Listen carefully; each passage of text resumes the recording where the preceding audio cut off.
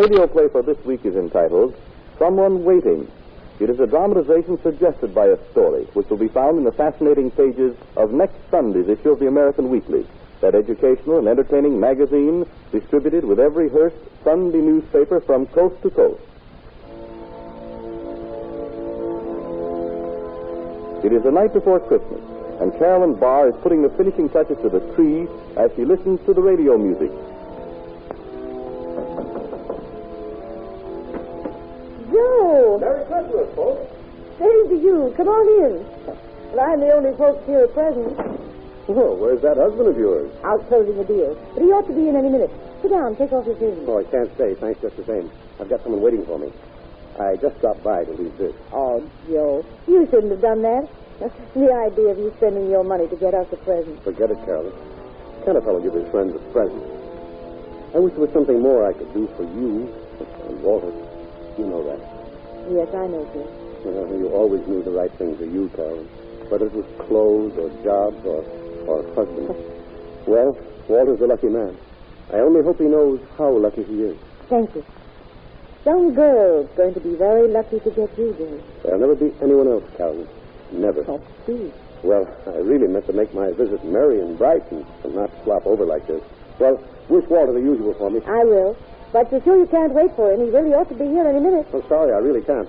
I've got someone waiting out here for me. Well, good night, Carolyn. And the merriest Christmas ever. That goes double, Joe, and thanks for the present.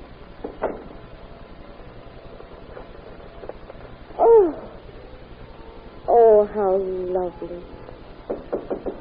Just a moment, please. I'm coming. Oh. Good evening, Mrs. Barr. Is your husband home? No. What do you want? Now, Mrs. Barr, is that the way to welcome a financial benefactor? A man who helped you out when you needed money? Our business transaction is ended, Mrs. Keegan. I returned your money for the note. The principal, yes. But you forgot the interest. Interest? How much do I owe you? At the rate of $15 a week for the 10 weeks you had the money. How much would you say you owed me? What? $150? That's right, Mrs. Barr, $150. And I'm here to collect. I haven't got that much money. It was all I could do to raise the principal. And I'll just come in and wait until Mr. Barr gets home. Oh, no. You mustn't. Please go away. Please. I'll get the money for you. My husband always gives me a check at Christmas. I'll turn it over to you. But please go before he finds you here. Well, I'm going out of town for a few days. But I'll be back a week from today. And I'll give you until then to settle up with me. But remember, a week from tonight. Yes, only please go, please. Oh.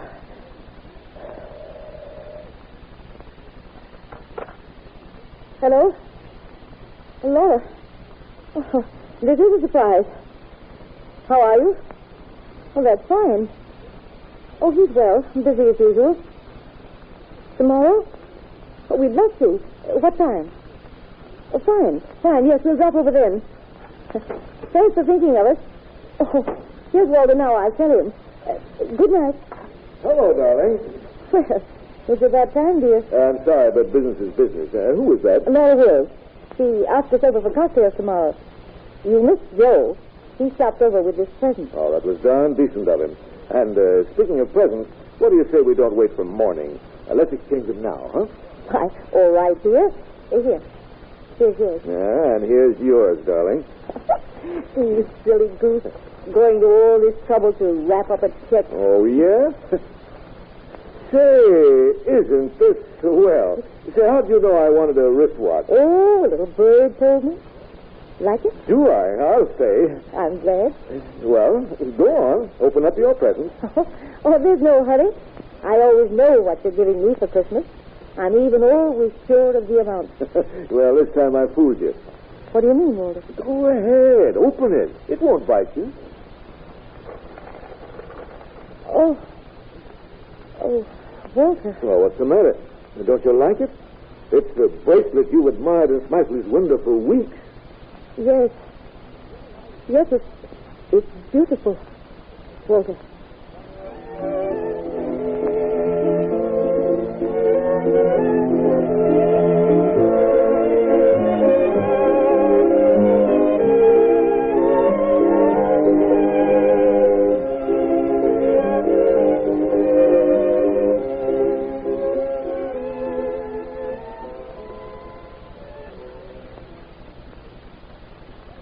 Well, I'm glad you came to me for advice, Carolyn. But how did you ever happen to get mixed up with Shylock Deegan? Well, you see, Joe, I joined the bridge club a few months ago, and somehow I was always a loser. Each week I'd think I could make up my losses, but I'd get up from the table owing more. So I made inquiries, and I found out that Mr. Deegan lends money professionally. I'll say he does.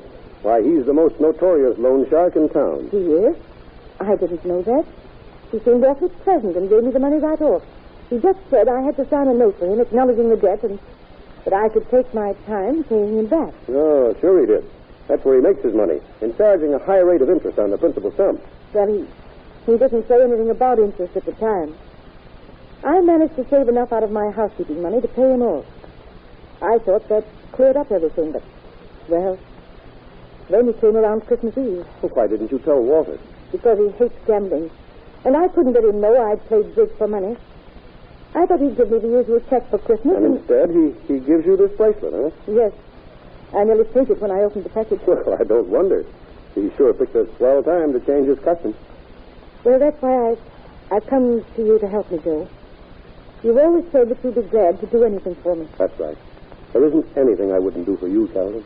And I mean anything. You're sweet, Joe. How much do you owe Deegan? I'll make out a check. Oh, no. No, I don't want you to do that, Joe. All right. I'll get the cash. How much is it? He wants $150 interest. You... But I didn't come to you for the money. Oh, but what about... I want you to raise it on this bracelet. I don't know how to go about it. Now, wait a minute, Carolyn. You don't realize what you'd be letting yourself in for. What do you mean? Well, to start with, Walter would notice the bracelet was missing, and he'd ask questions. He might even get suspicious and have detectives looking for it. Oh. When they found it, the whole story would come out, maybe in the papers. Oh, no. Oh, yes. And aside from that, it might not be such a good idea to sign my name on the phone ticket. Of course. It might give Walter wrong ideas. You're quite right, Joe. So you see, you'd better let me lend you the money. And this time, without interest. How can I ever thank you? By accepting the loan. Very well. I accept, Joe. But I'll pay you back as fast as I can. Oh, that's all right. I'll make out the check and get it cashed for you. May I use your phone? Oh, help yourself. Thank you. I'll tell Mr. Deegan I've got the money. Oh, thank heaven. Tomorrow I'll start the new year with a clean slate. And be sure he gives you back your note. Hello? This is Carolyn Barr speaking. Oh, Mrs. Barr, I'm delighted to hear from you. I've got your interest money. Have you? When can I see you? Tonight at my apartment at 10:30. Can't I come to your office now? You be at my apartment at 10:30 tonight, or else. Very well. Where is it? 834 Hillside, apartment 1J. 834 Hillside, apartment 1J. I'll be there at 10:30. But, Carolyn, you can't do that. I must.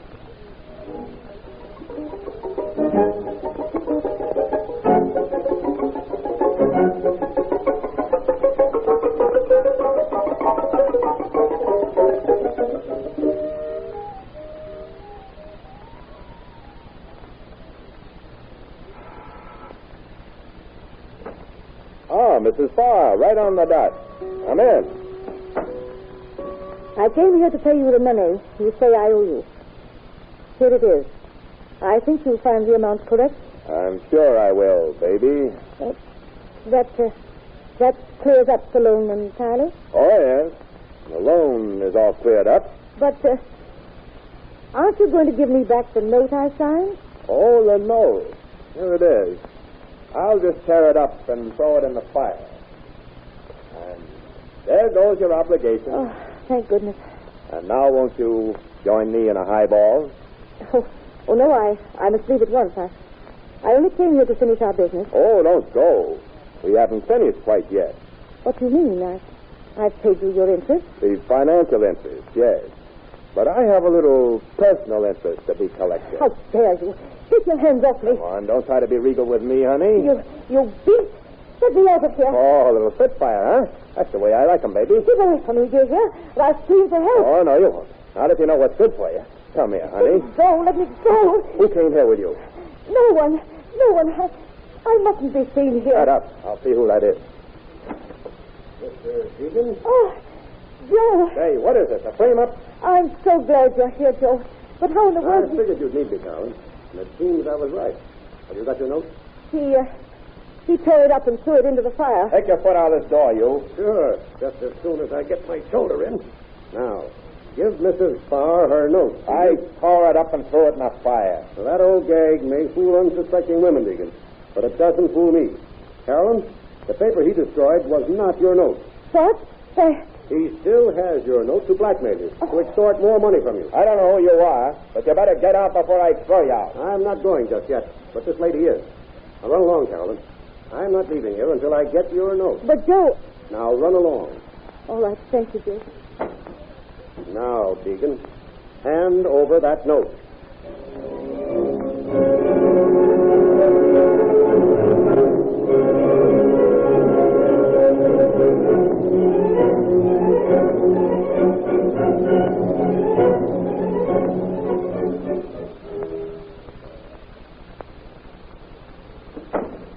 Well, this is a fine New Year's Eve, Carolyn. What kept you so long?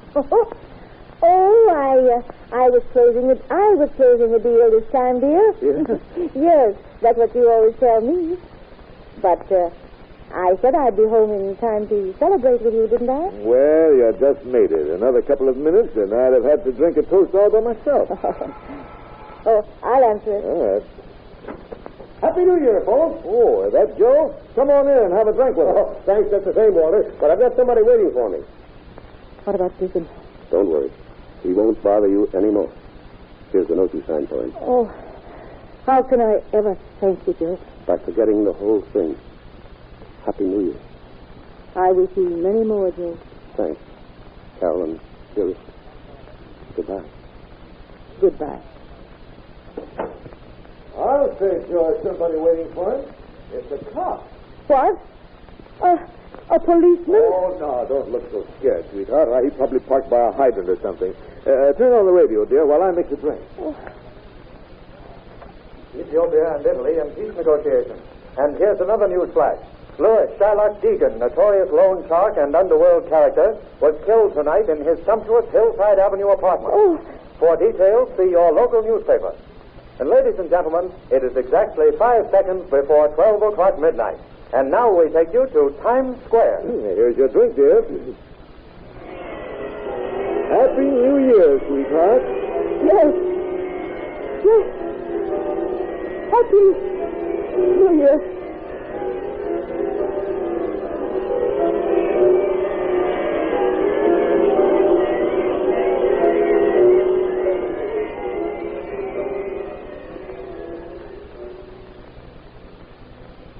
Today's radio play was suggested by a story which is only one of the many appearing in your next Sunday's issue of the American Weekly, the magazine distributed with all Hearst Sunday newspapers from coast to coast. This is Wentworth announcing, and turning the microphone over to your own announcer, who will tell you more about the interesting stories and articles in next Sunday's American Weekly.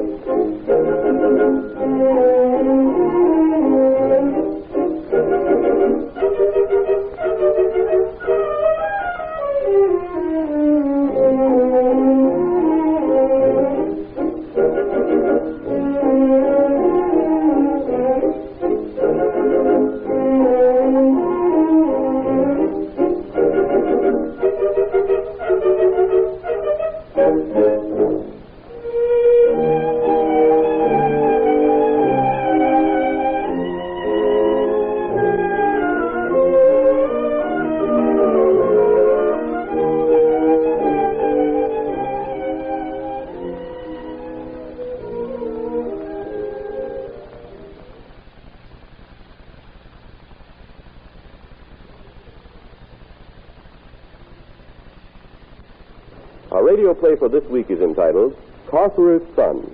It is a dramatization based on a story, which will be found in next Sunday's issue of the American Weekly, the magazine distributed with every Hearst Sunday newspaper from coast to coast.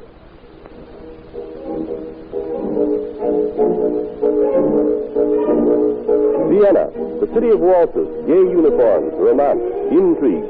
It is the year 1832, and a masked ball is being given in honor of the emperor. Two figures leave the dancers and make their way to a garden terrace. One of the figures drops his mask and reveals a young man, his face framed in golden ringlets. Oh, this breeze feels good on my fevered brow. My lord, you drop your mask. The hour is not yet 12. My dear Count Dietrichstein, my stature and my yellow hair can't be hidden by a mask. They've only to look at me to say, there goes the Duke of Reichstadt. The Prince Metternich will be displeased, my lord, if he should catch sight of your uncovered face. Oh, bother Metternich. He may be Chancellor of Austria, but if I choose to cool my forehead, I shall cool it and Metternich be... My lord, softly, softly, I pray you. I am not here by my own wish, Dietrichstein. I am my father's only son. Napoleon never truckled to any man. Your father is dead, my lord. Permit me to remind you that he abdicated and fled to Elba. He deserted your mother, Duchess of Parma, Marie Louise. If Josephine had been my mother, my father would never have seen St. Helena. My lord, what are you saying? You know it as well as I. Oh, you've done your best to make me forget my father. My lord, I You beg had my tutors teach me he was an unfortunate general who was sent to prison. So he was, But my I lord. know better. He was emperor of the world. You are indeed in need of cooling off, my lord. Not only is your brow fevered, but your brain as well. I'll get... Here comes someone in peasant dress. Put on your mask. Your Highness, may I have a word? There's a pretty face behind that mask, I'll wager. I leave you to find out, my lord. You see me with uncovered face, madame. Will you not... Drop my mask also? There. Napoleon! Cousin, what means this subterfuge? Your Imperial Highness, I address you not as cousin, but as the King of Rome. My father's title for me. Yes, the title you are destined to bring to the throne of France. France. Oh, if only I could see my beloved country again. You can. Since the Bourbons have fallen, the people look to you, Charles, Franz, Joseph, Napoleon, to be their king. The eagle has flown, but the eaglet is left in the nest. Oh, that I were a man to fight for the man whose name I bear. You think I would not fight?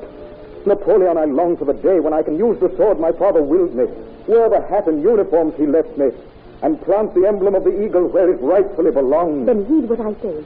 There is a movement on foot to get you away from Vienna and back to your own country. I tell you, cousin, you will only have to appear in Paris and the king will vanish. Do you truly think so? Think so, it is to bring you this information that I am here.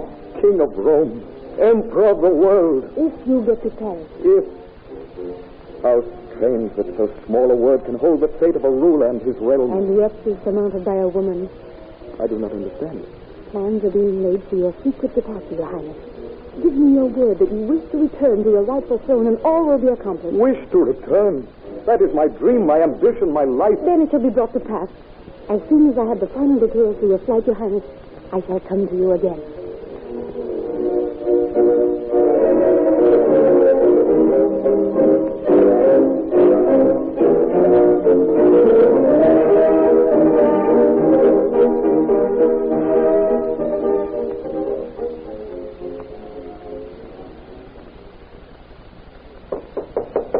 Enter.